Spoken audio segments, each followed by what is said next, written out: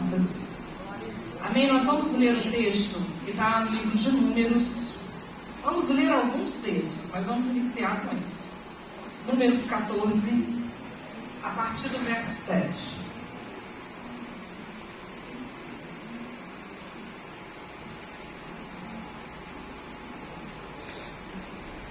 Se os irmãos quiserem ficar de pé, vocês fiquem à vontade. Fazemos a leitura da palavra, Números 14, 7.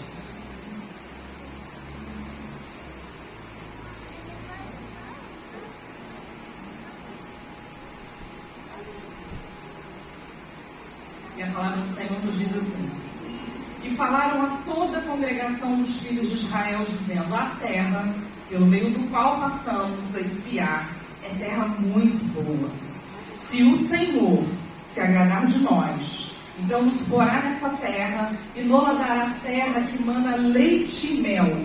Então somente não sejais rebeldes contra o Senhor e não temais o povo desta terra, porquanto são eles nosso pão. Retirou-se deles o seu amparo e o Senhor é conosco, não os temais. Aleluia, glória a Deus. Pai querido, nessa hora nós já te louvamos pela tua presença. Ó Pai, nós te louvamos pela ministração do teu Santo Espírito sobre as nossas vidas. E ó Pai, nós pedimos que aquilo que é o teu projeto na eternidade se cumpra esta noite sobre o teu povo. Que tu possas, ó Pai, estar me esvaziando de mim e me enchendo de ti, para que eu possa transmitir aquilo que é a tua vontade. Ó Pai, nós oramos assim no nome de Jesus. Os irmãos podem sentar. Queridos, quando eu meditava nessa palavra, eu fiquei com muita dúvida sobre o tema, porque ela é uma história muito rica, com muitos detalhes. Mas aí durante o louvor eu falei com o pastor que a gente ia chegar um pouquinho atrasado, mas eu não gosto de perder o louvor. Porque por mais que a gente medite na palavra, que Deus nos dê uma direção, o louvor ele inspira o profeta. Ele direciona a mensagem. Ele falou, o foco é esse. E aí você consegue colocar a mensagem dentro do foco.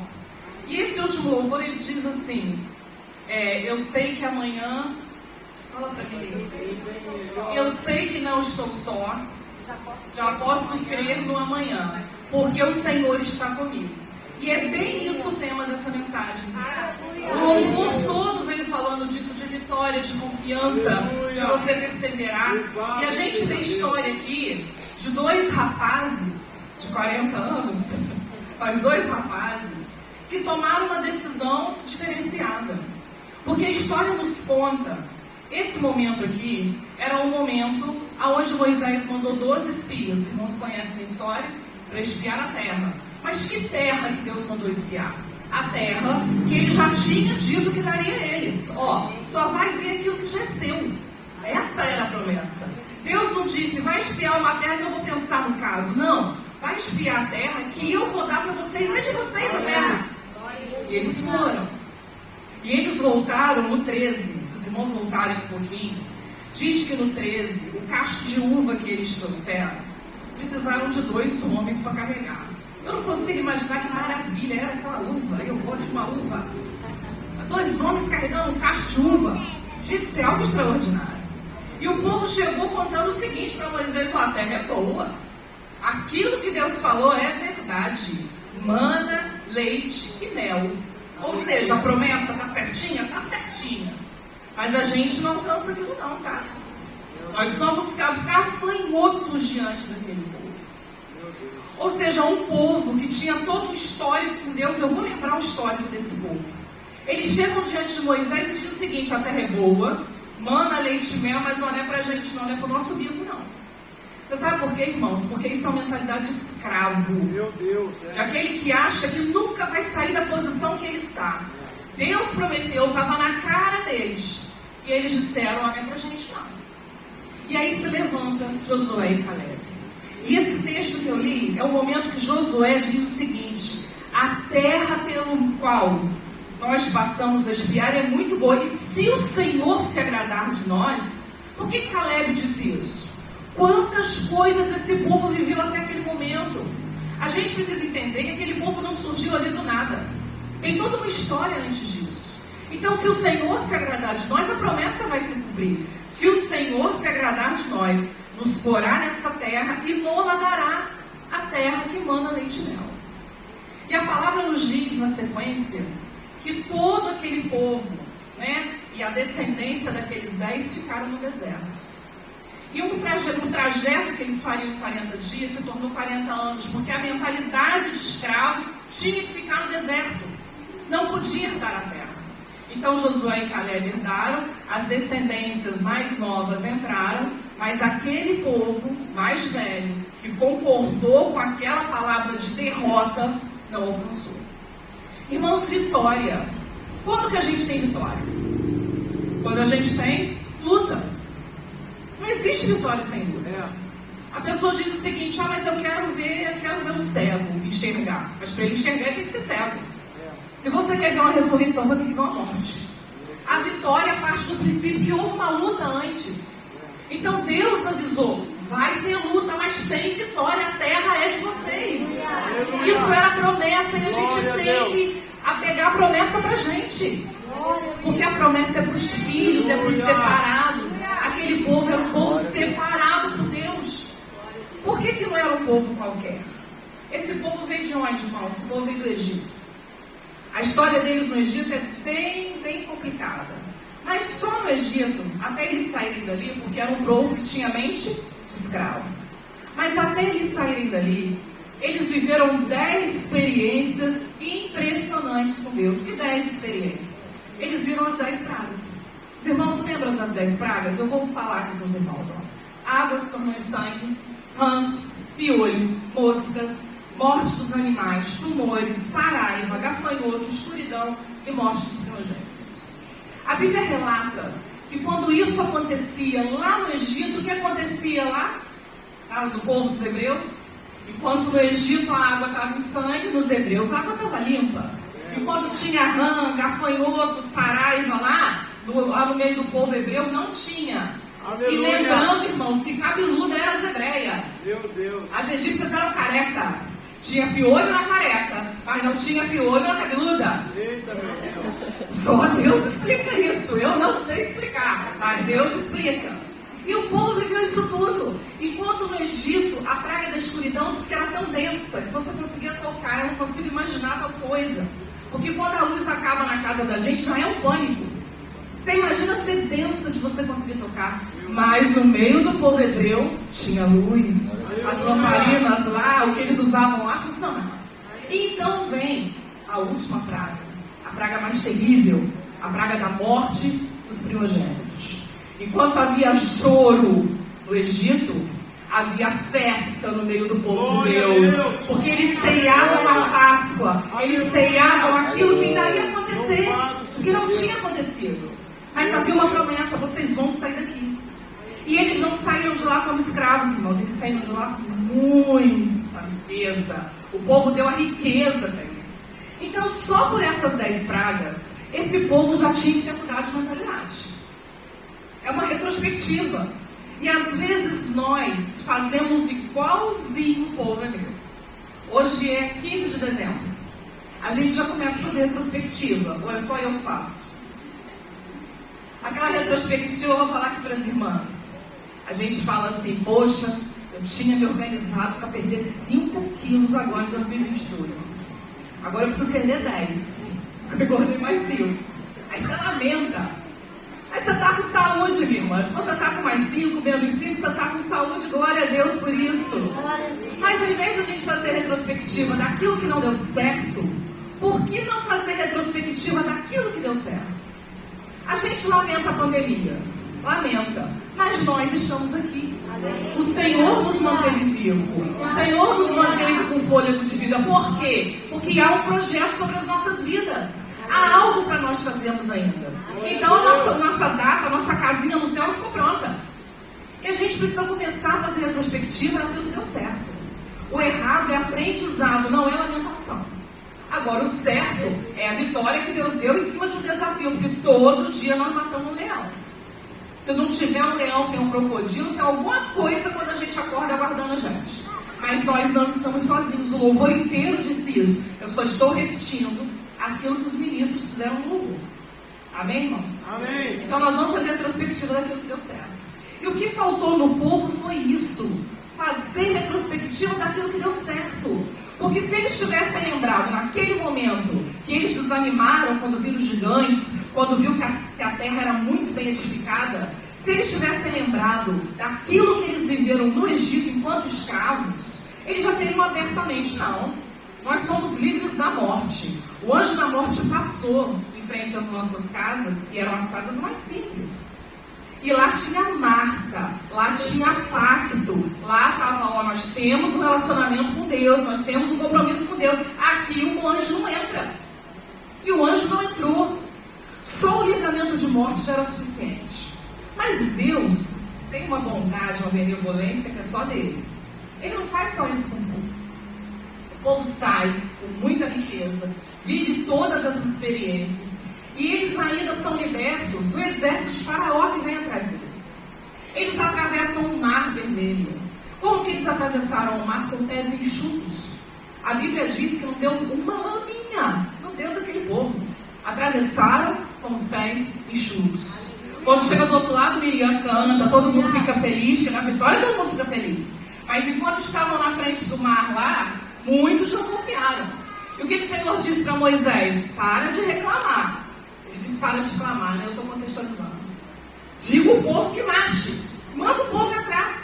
Entra com fé que eu vou resolver o problema. Se eu trouxe vocês até aqui. Irmãos, Deus não faz nada pela metade. Se Deus tinha feito o mais difícil, que era tirar um povo escravo há mais de 400 anos, ia deixar aquele povo morrer ali em frente ao Mar Vermelho. A gente podia até não saber o que Deus ia fazer, mas Ele faria alguma coisa. E quantas vezes nós estamos de frente do Mar Vermelho? E a gente olha e fala, meu Deus, isso não tem jeito. Tem jeito, irmãos. Nós servimos um Deus onipotente, onisciente e onipresente. Não tem nada que Ele não possa fazer. Só que tem o tempo dele de fazer. Tem o tempo dele da gente dar o testemunho e falar, recebi minha vitória. E o povo atravessa o mar. Aí o povo atravessa o mar e Deus dando provisão. Coloca uma coluna de fogo à noite. E de dia uma nuvem, para trazer refrigério, para direcionar, para guiar. E Deus está provendo, Deus está provendo. E o povo está reclamando. E aí eles encontram água, a água está amarga, o que Deus faz? Água doce. Depois, quando não tem água doce, o que Deus faz? Tira a água da rocha. Alguém já viu água brotar da rocha, mas você quebrar a rocha e sair? Eu já vi de coco. De rocha eu nunca vi. Eu já vi passar por ela. Para a gente entender o que Deus faz. Deus fazia coisas extraordinárias para que aquele povo tinha a retrospectiva certa. Aí o povo continuou reclamando. Deus mandou o quê? Maná. Vou perguntar aos pastores que são entendidos de teologia.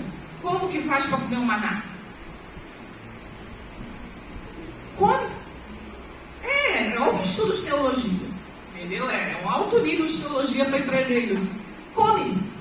O maná estava lá, você pegava e comia, você não tinha que fazer nada. Eu vou perguntar aos irmãos aqui. As irmãs, tem irmãos também que cozinham. Quando você chega em casa do serviço, você só come? Não, né? Pois é. A gente não tem essa moleza que o povo de Israel tinha. A gente que não vai para o fogão fazer, não. Eles só comiam, eles não tinham serviço nenhum. E Deus ainda deu para eles o sábado, porque aquele povo não sabia o que era descansar. Ele falou, eu vou dar um dia para vocês descansarem em mim. Para vocês terem um dia de relacionamento comigo, porque eu quero estar com vocês. Povo difícil de entender. Aí o povo reclamou do maná que só tinha que comer. Deus mandou codornizes, até o povo não poder mais comer codornizes. E a gente vai vendo que quando chega nesse momento aqui que eu li de Números, tudo isso já tinha acontecido. Os irmãos têm noção da grande retrospectiva que tinha na mente daquele povo? Que eles podiam ter acessado aquilo e entender que se Deus tinha livrado eles das pragas, tinha dado água, tinha dado maná, tinha dado codorniz, o que Deus não faria para eles herdarem aquela terra? Isso era muito simples. Deus estava à frente de todas as coisas. E nem assim aquele povo creu.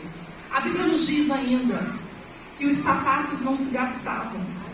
Eles não precisavam trocar as roupas. 40 anos. Eu não sei como isso funcionou. Eu não sei se a roupa cresceu no corpo da criança. Eu não sei se o sapato cresceu junto com o pé. Ou se ele simplesmente não acabou. Mas a Bíblia diz que até isso Deus preservou. Tudo aquilo que o povo precisava, Deus proveu.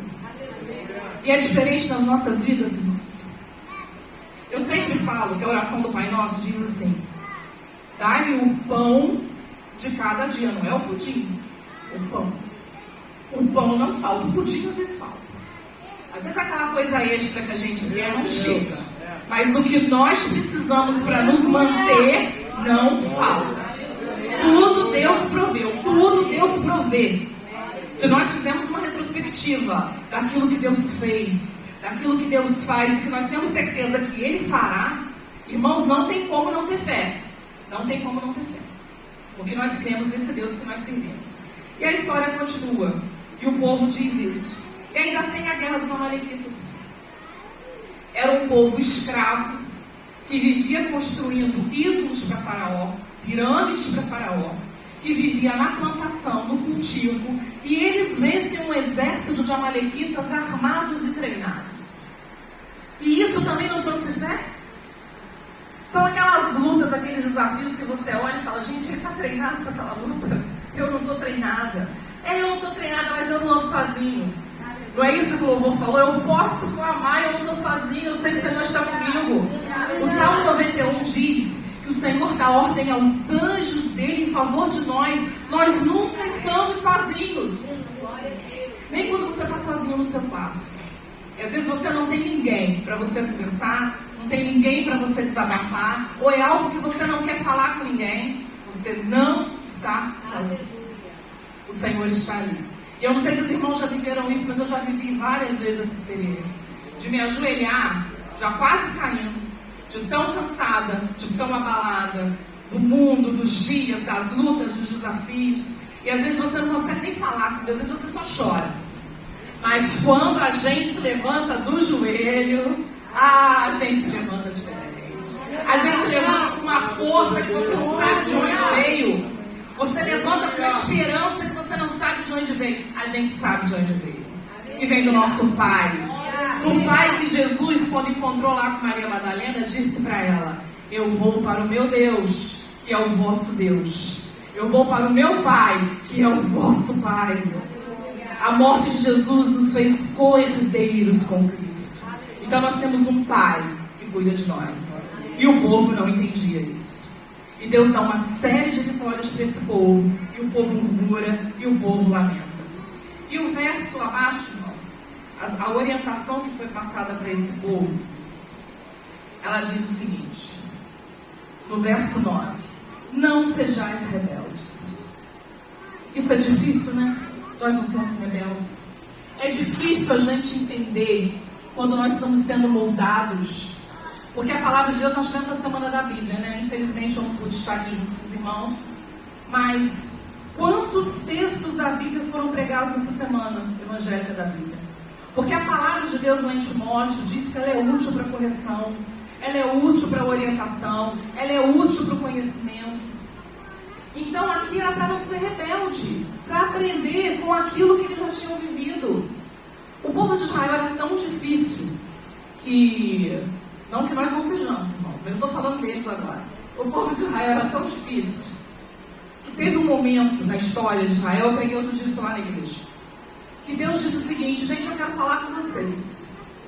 Moisés, fala com o povo, para o povo se santificar, lavar as vestes, ficar 3 dias de santificação, que eu vou falar com o povo. E quando chegou o momento, o que o povo fez? O povo não quis falar com Deus, não quis ouvir a voz de Deus. Falou: não, mas a gente está com medo. Vai lá você e fala por nós. Aí você olha uma desculpa dessa e você fala: que desculpa boa. Povo temente a Deus. Mas esse povo temente a Deus, enquanto Moisés estava lá em cima se relacionando com Deus, enquanto ele ficou 40 dias lá em jejum, pegando as tábuas da lei, ouvindo a voz de Deus, faz um bezerro de ouro. O povo tão temente a Deus.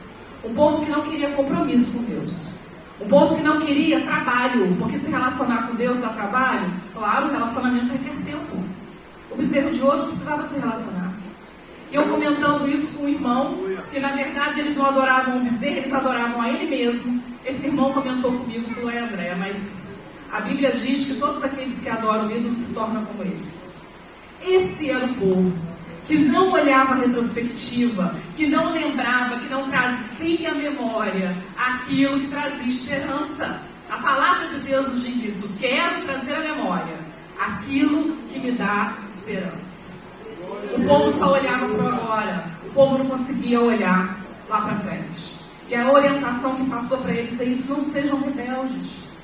Um povo rebelde, um povo que não ouvia a direção de Deus, um povo que vivia do momento.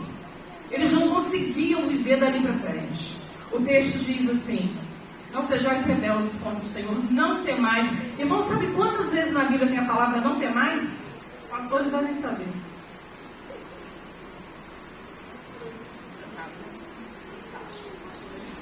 366 vezes. Eu não contei não, eu peguei a informação, tá?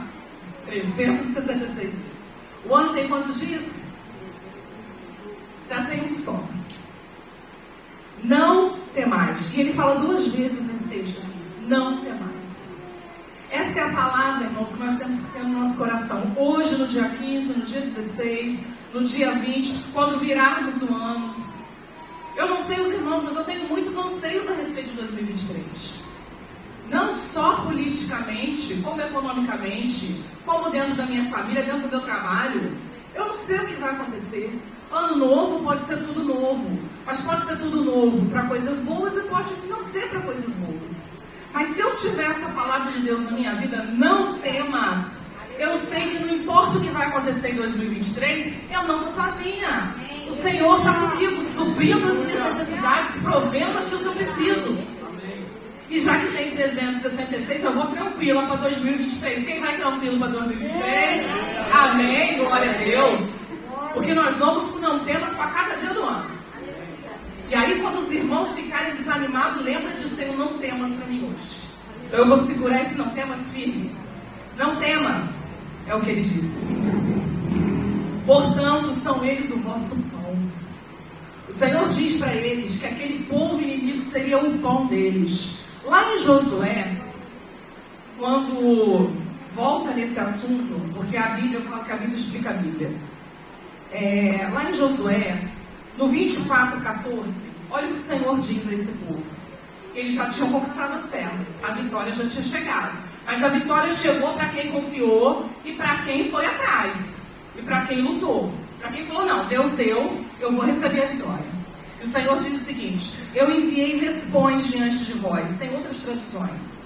Que os expeliram de diante de vós, como a ambos os reis dos amorreus. E isso não com a tua espada, nem com o teu arco. Eu vos dei a terra que não trabalhastes, cidades que não edificastes, e habitais nela. E comeis das vinhas e dos olivais que não plantastes. Aquele povo que não conseguiu lembrar da retrospectiva deles lá, ficou no deserto. Mas aqueles que tiveram fé, aqueles que deram sequência, que seguiram, eles viram a vitória. Eles viram Jericó cair diante dos olhos deles. Eles viram uma mulher como Raabe. Irmãos, o povo de Israel não tinha retrospectiva. Essa mulher, que não era hebreia, ela sabia o que o Deus dos hebreus fazia. Quando os espias chegaram lá, ela pediu misericórdia pela vida dela, porque ela sabia que o Deus deles era forte, era poderoso, e o Deus que estava lá no meio deles não dava para nada não. E aquela mulher foi salva, uma mulher que não tinha relacionamento com Deus, ela foi salva, e ela se tornou uma mulher na história, ela está na genealogia de Jesus. A gente vê essa mulher lá, uma mulher que tomou uma atitude. E o que Deus fala aqui é muito claro: vocês venceram, não foi pela força do braço de vocês, vocês venceram porque eu dei as cidades na mão de vocês, eu dei a vitória na mão de vocês, porque vocês não tinham competência não, e nós não temos, irmãos, mas nós somos todos os dias capacitados por Deus para cumprirmos o projeto que tem sobre as nossas vidas. A gente tenta fazer o melhor, mas o melhor sempre vem dele. Eu não sei se eu já falei isso com o pastor Fábio, mas eu falo muito isso, que a gente quando vai pregar, a gente estuda para dar aula para a igreja. A aula vai acontecer. Agora, se o Espírito Santo não operar, fica só na aula. A gente depende da ministração do Espírito. Por isso que eu orei, Senhor, esvazia-me de mim e enche-me de ti. Também tem um louvor lindo assim, né? Também amo. Eu amo louvor. Eu prego, mas o louvor é meu segundo chamado. Eu estou arrastado ali no louvor. Amo louvor.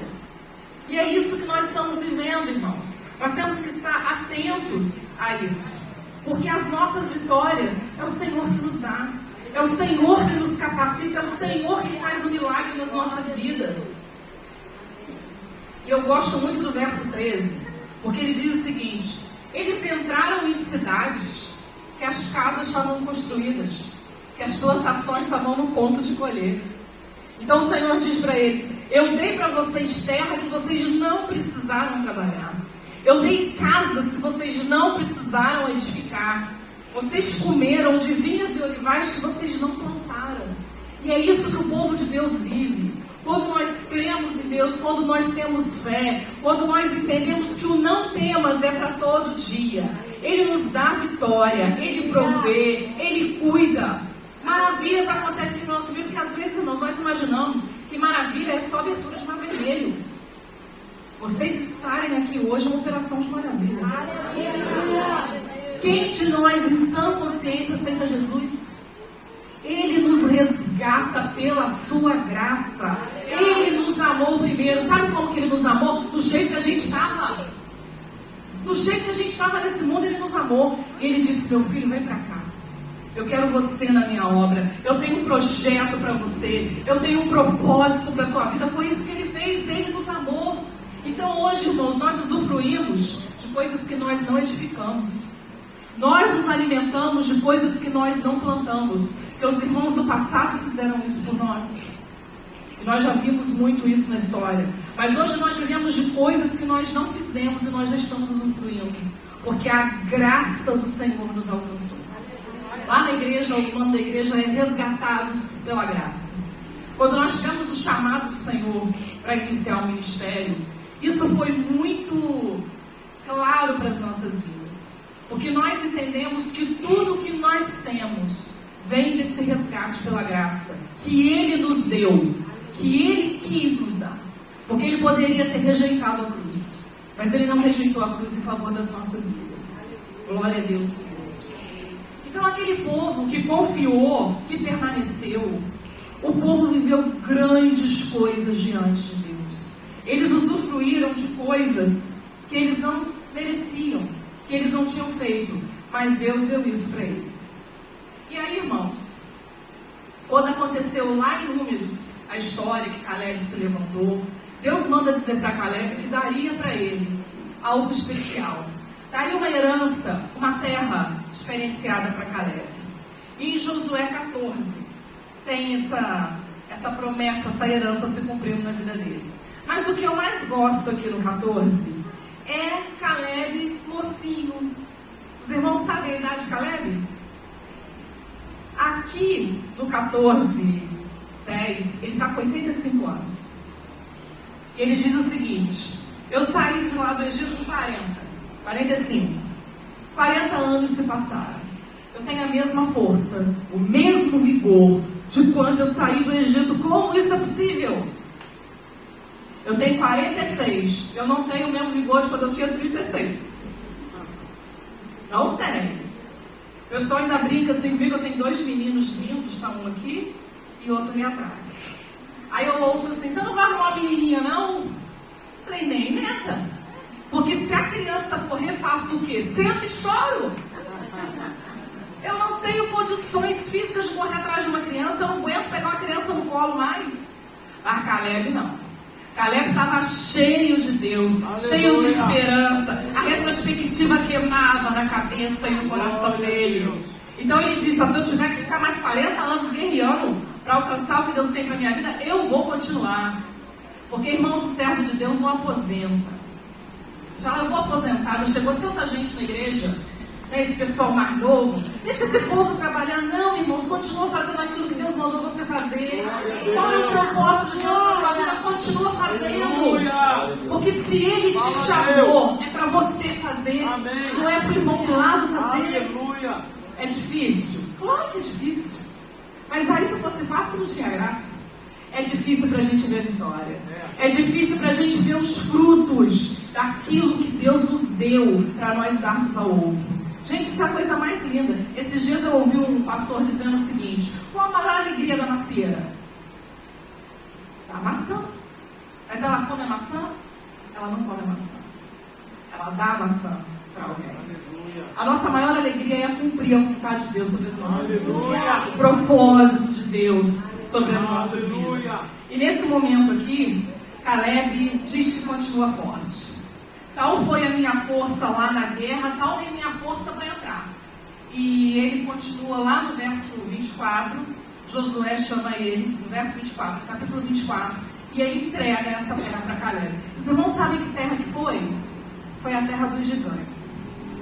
Porque enquanto aquele povo incrédulo disse o seguinte, pode ser que algumas traduções sejam diferentes, mas diz o seguinte: nós somos como gafanhotos. Meu Deus. Eles menosprezaram não só a eles menosprezaram o poder de Deus sobre a vida deles. Mas Caleb não. Ele, além de dizer que ia alcançar, que se o Senhor se agradasse, ele ia alcançar, ele falou: eu quero aquela terra de gigante, pode me dar. Pode me dar a terra de gigante. Porque eu cheguei até aqui, porque o Senhor me sustentou. E eu vou lá, eu vou vencer o gigante, vou ficar com a terra para mim, e ficou com a terra para ele. Aleluia! Ele ficou lá na terra dos anaquims, ganhou aquela terra. Porque alguém que perseverou na promessa, perseverou naquilo que o Senhor tinha falado com ele. E o finalzinho desse texto aqui, no início do texto de Josué, eu às vezes quando tenho oportunidade de ler, eu gosto de ler aquele texto. O Senhor fala várias vezes para Josué: seja forte e corajoso, não temais, seja forte e corajoso. Os irmãos entendem que Josué, que também faz parte da história, que também se posicionou, foi o sucessor de Moisés. Isso não seria natural?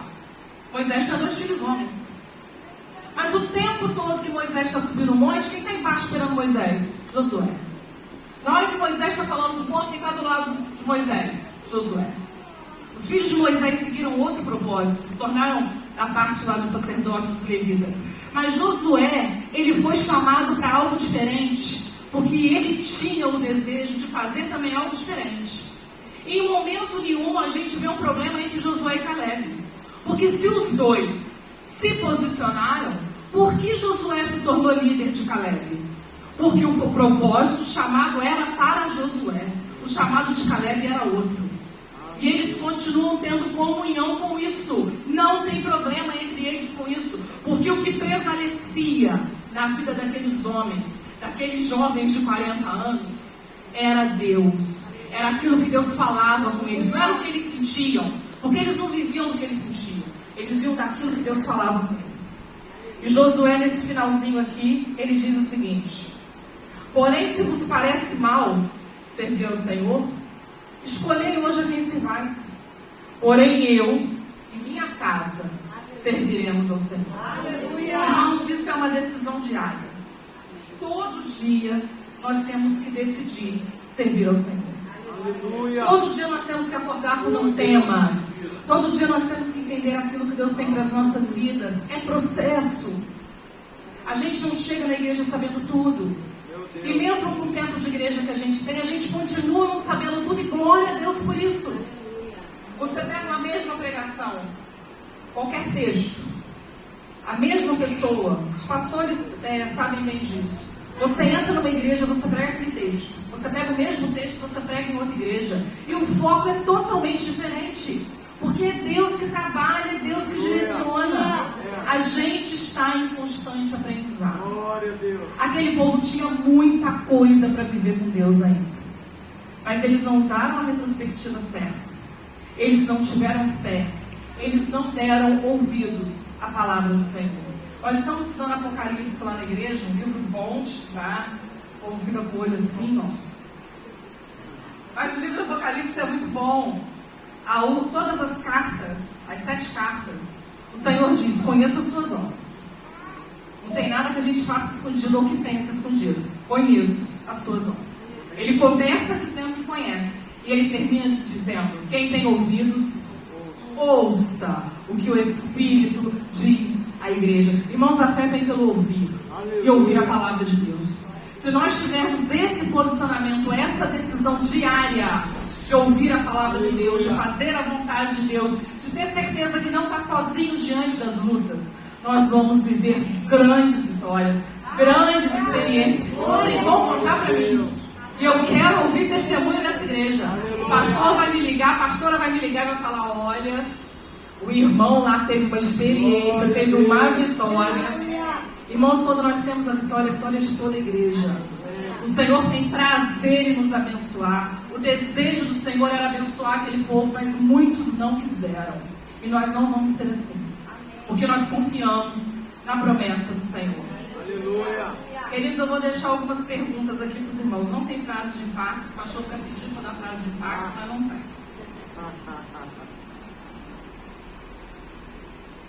O que Deus te prometeu?